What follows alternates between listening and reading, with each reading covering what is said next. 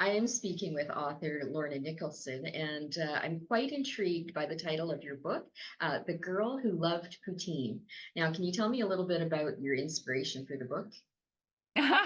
Well, my inspiration comes from number one, when I was a child and driving all across Canada with my parents. So I remember it so vividly being in the car, and I remembered going through the prairies, like we were living in Ontario and we went to Vancouver.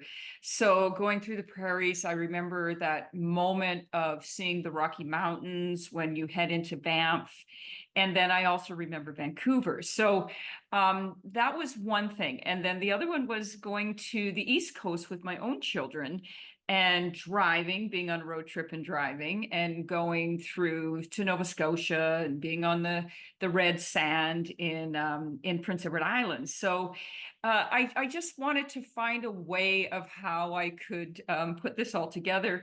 And I had just finished writing the Joey Moss book, and I was talking to my editor from Sleeping Bear Press, Barb McNally, and she said something about poutine. And then the two of us just started talking, and she was like, "Oh my goodness, we could." And then we just were like so excited. And I said, I could do a book about poutine, different types of poutine in Canada, but yet I could incorporate parts of Canada, because Sleeping Bear Press, even though they're an American company, always does Canadian books.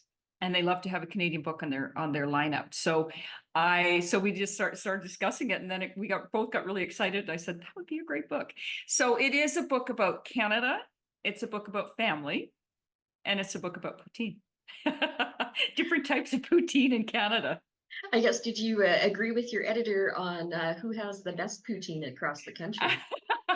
Well, there was a little bit of debate because actually the publisher is Canadian and she's from the East Coast. So she was always like, "Oh, the lobster poutine is the best." And I do have that picture. We do have a little bit of a picture in there with the poutine of with the lobster on it, and sort of and Newfoundland. So we've got some photos of like Newfoundland and the different type of poutine in Newfoundland. Now that comes from my neighbor up the street, because she's from Newfoundland, and she said, "Oh, Mar poutine is so different. We have savory on it and breadcrumbs." And I was like, "Gosh, that sounds a lot like turkey stuffing." She goes, "That's exactly what it tastes like."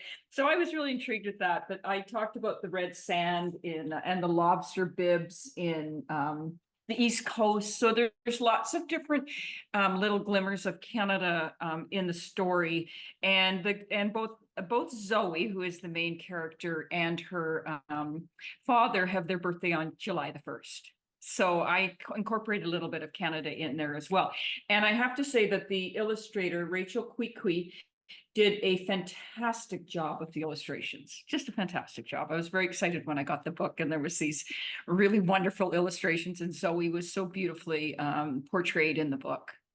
It's really exciting to see somebody celebrating something that's such a staple, I think, in Canada. I don't know if I'd ever seen it before, say 1994, but yeah, I certainly do love poutine, and I think the gravy makes it. That's my opinion. I But think it does too. I think the gravy makes it, but I think the cheese curds make it. And I do remember the very first time I saw poutine, it was in Quebec.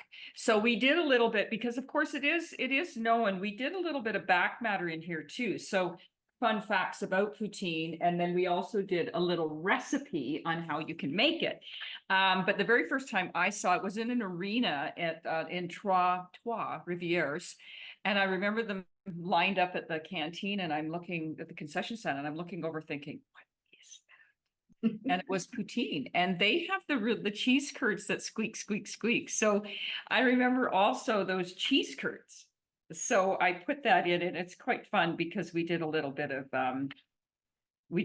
squeak, squeak, squeak in here for the kids when they're reading, right? So they've got that. But of course, I have her eating her healthy meal as well, because you cannot live on a diet of just poutine. much as I've tried. So she gets it for her birthday, and I think that that's important too, that she's got the healthy meal, and then but she's excited because she gets her birthday meal. And you know what it's like for kids on their birthday, they often get that special meal. Where do you want to go? Like, kids will pick the places that they like to go, and this is what she likes to do. And it just so happens on this one, a lot of her family members are coming. And so they have a poutine contest and she gets to pick the winner. Lorna, I'm so excited to see what is coming up next. I know that authors always have ideas floating around in there, but how do you top poutine? I don't know, with gravy and cheese curds. That's my favorite. Do you know in BC they do one with chowder? They don't put Oh, the gravy on it. They just put the chowder and then they put some cheese curds on it. interesting. Yeah, That might take a interesting. little bit to get used to, I think. Yes, I think so too, but it is one of my favorites too. I've got lots, but yeah, topping poutine. I've got lots of other books in the works, of course. I'm always, as you say, as writers, we're always looking for that new idea. I've recently become a grandmother, so of course there's like grandma books are coming out of my brain every time I see him. I think, oh, that'd be a good book. Or every time I see him, I read books to him. So then I'm able to think, oh my goodness, that's a really good book, or that was a good idea, or why didn't I think of that one? So there's a bunch of grandma books floating around inside of me.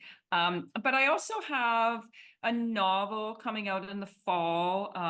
It's a hockey novel and it's set in Alberta. It's very Albertan, set on a farm, and it's called Stopping the Shots. It's about a goalie. So I was very, very lucky to have a grade 7 class just outside of Cold Lake help me out with the farming part of the book, which was really fun.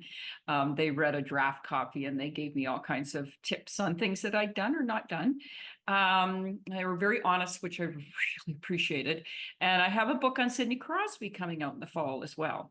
And I also have a female hockey book novel coming out next year, which I'm really excited about because I do believe that the PWHL, the Professional Women's Hockey League, is very, very exciting.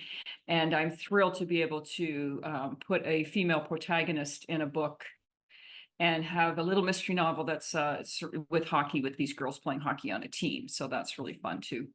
Excellent. Well, we'll look forward to those, Lorna. I appreciate your time today. Thank you so much. Thank you so much. Thank you very Ha- much.